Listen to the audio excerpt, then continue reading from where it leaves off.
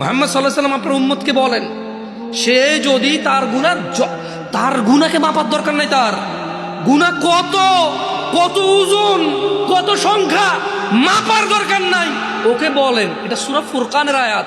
আমি কোন হাদিস বলছি না যে আপনি জাল বলবেন, দঈফ বলবেন, মুনকার বলবেন, মওযু বলবেন, তর্ক বিতর্ক শুরু করে দেবেন। এটা কোরআনুল কারীমের আয়াত, এর অনুবাদ করছি। আল্লাহ বলছেন যে আপনার এই উম্মতদেরকে বলে দেন, গুনার সংখ্যাও কেন গুনছে, ও ওজন কেন করতেছে, ও বেঁচে আছে না, ও নিঃশ্বাস আছে না, ও তো মারা যায়নি, এখনো ওর জন্য তওবার দরজা খোলা আছে, ও ফিরে আসতে পারে, ও ফিরে আসতে বলেন। ও বলুক আল্লাহ যা করেছি আর করবো না। তাহলে তওবা করছে, কি করছে? তওবা। এবার বলতেছি আল্লাহ তাকে বলেন ও আমানা, ঈমান আনতে বলেন, ও আমিলা আমালান সালিহা, ভালো কাজ করতে বলেন, এবং তাকে বলে দিন আমি আল্লাহ ফাউলাইকা ইউবাদদিলুল্লাহু সাইয়্যাতিহিম হাসানাত, তাকে বলে দিন তার পূর্বের সমস্ত গুনাহ আমি নেকিতে পরিবর্তন করে দেব। ওয়া কানা আল্লাহু গফুরার রহিমা, কারণ আল্লাহ অতীব দয়ালু ও ক্ষমাশীল।